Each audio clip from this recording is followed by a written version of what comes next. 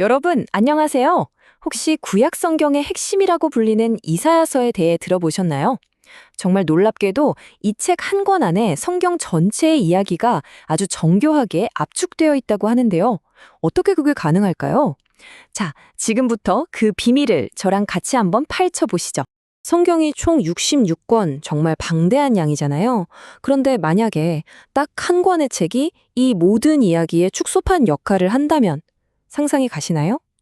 놀랍게도 많은 학자들이 바로 이 구약의 이사야서가 그 역할을 한다고 말합니다. 정말 흥미롭지 않나요? 이게 그냥 막 흩어져 있는 예언들을 모아놓은 책이 아니에요. 오히려 뭐랄까 아주 정교하게 설계된 거대한 신학적 건축물 같다고 할 수 있죠. 마치 퍼즐 조각처럼 각 부분이 딱딱 들어맞아서 하나의 거대하고 장엄한 구원의 이야기를 만들어내는 거예요. 자, 그럼 이사야서가 뭐냐? 한마디로 구약의 심장 같은 책이라고 할 수 있습니다. 이야기는 이렇게 흘러가요. 먼저 인간의 타락, 그리고 그에 대한 심판. 하지만 거기서 끝나지 않고 결국에는 모든 것을 회복시키겠다는 약속으로 끝이 나죠. 그러니까 성경 전체를 꿰뚫는 핵심 메시지가 이 한 권에 다 담겨 있는 셈입니다. 와, 정말 거대한 이야기죠? 이걸 제대로 이해하려면 먼저 그 배경, 그러니까 시대 상황을 좀 알아야 해요. 이사야서는요, 진짜 나라의 운명이 그야말로 바람 앞에 촛불 같았던 그런 엄청난 위기 속에서 쓰인 책이거든요. 당시 이스라엘을 뿌리채 흔들었던 세 가지 큰 역사적 위기가 있었는데 그것부터 한번 살펴보겠습니다. 당시 이스라엘의 상황은 정말 말 그대로 절체절명의 위기였습니다. 기원전 8세기에는 당시 최강대국이었던 아시리아가 계속 위협을 해왔고요. 결국엔 바빌론한테 나라가 망하고 수많은 사람들이 포로로 끌려가는 그런 끔찍한 비극을 줬게 되죠. 그러다가 페르시아 시대가 되어서야 겨우 고향으로 돌아갈 수 있다는 희망을 갖게 되고요. 이사야서는 바로 이 수백 년에 걸친 엄청난 격동의 역사, 그 한가운데서 기록된 겁니다. 자, 이렇게 끝도 없는 위기와 혼돈 속에서 이사야가 아주 강력한 메시지를 던집니다. 이 모든 비극이 어디서 시작됐는가? 바로 인간의 부패 때문이라는 거예요. 그리고 그에 대한 하나님의 거룩한 심판이 지금 임하고 있다라고 선포한 거죠. 그런데 말이죠. 이사야서가 그냥 너희는 심판받을 거야 하고 끝나는 책이 절대 아닙니다.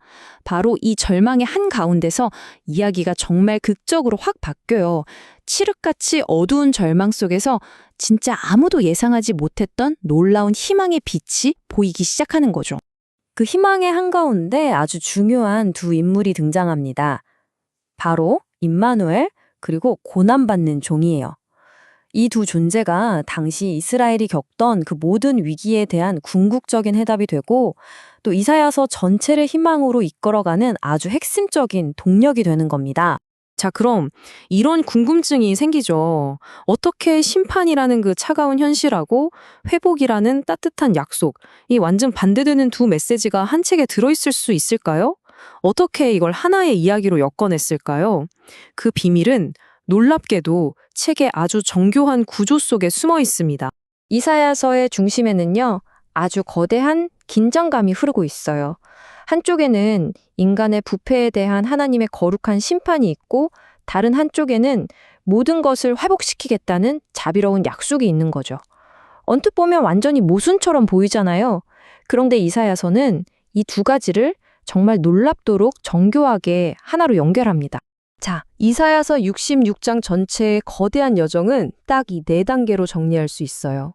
먼저 인간의 부패에서 시작해서 거룩한 심판으로 이어지고 그리고 결정적인 전환점인 대속적 희생을 거쳐서 마침내 우주적 회복이라는 엄청난 결론에 도달하는 거죠. 그런데 여기서 정말 소름 돋는 사실이 하나 있습니다. 왜 이사야서를 성경 속의 성경이라고 부르는지 아세요? 자, 보세요. 성경 전체가 총 몇 권이죠? 66권이죠. 근데 이사야서는 총 몇 장일까요? 놀랍게도 똑같이 66장입니다. 여기서 끝이 아니에요. 이사야서 전반부 39장은 주로 심판에 대해 이야기하는데 구약 성경이 몇 권이죠? 39권입니다. 그리고 후반부 27장은 위로와 희망을 이야기하는데 신약 성경이 바로 27권이죠. 와, 이거 진짜 우연이라고 하기에는 너무나 놀라운 구조적인 평행 아닌가요? 여기서 이 모든 걸 가능하게 하는 가장 중요한 개념이 바로 대속적 희생입니다.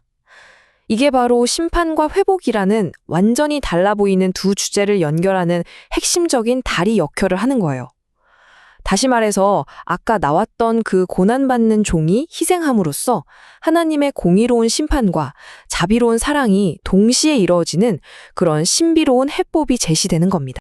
그리고 이 모든 거대한 이야기는 하나님의 주권이라는 하나의 큰 그림 안에서 펼쳐집니다. 이사야서는 이걸 계속 강조해요. 강대국들이 흥했다가 망하는 것부터 구원의 약속이 이루어지는 것까지 역사의 모든 순간순간이 전부 다 하나님의 통제 아래 있다는 거죠. 자, 그렇다면 이 거대한 이야기의 최종 목적지는 과연 어디일까요? 그건 바로 새하늘과 새 땅입니다. 그러니까 우주 전체가 완전히 회복되는 비전인 거죠. 이스라엘이라는 한 나라의 위기에서 시작된 이야기가 결국엔 창조세계 전체가 완전히 새로워지는 어마어마한 결말로 끝을 맺는 거예요. 이게 바로 이사야서가 그리는 구원의 최종 그림입니다. 자, 그럼 지금까지 살펴본 이 장대한 여정을 통해서 이사야서가 우리에게 궁극적으로 하고 싶은 말, 그 핵심 메시지는 뭘까요? 가장 중요한 건 바로 이겁니다. 이사야서를 그냥 이런저런 예언들을 모아놓은 책으로 보면 안 된다는 거예요. 그게 아니라 심판에서 시작해서 회복으로 나아가는 하나의 통일된 거대한 구원의 이야기로 읽어야 한다는 거죠. 모든 구절, 모든 이야기가 결국 하나의 큰 목적지를 향해 달려가고 있다는 걸 꼭 기억해야 합니다. 자, 이제 마지막으로 여러분께 이 질문을 한번 던져보고 싶습니다. 수천 년 전 그 끔찍한 위기의 시대를 살았던 사람들의 목소리가 지금 21세기를 살아가는 우리에게는 과연 어떤 의미가 있을까요? 이사야서가 보여주는 그 깊은 절망 속에서 피어나는 희망의 이야기가 지금 여러분 각자의 삶에는 어떤 질문을 던지고 있나요?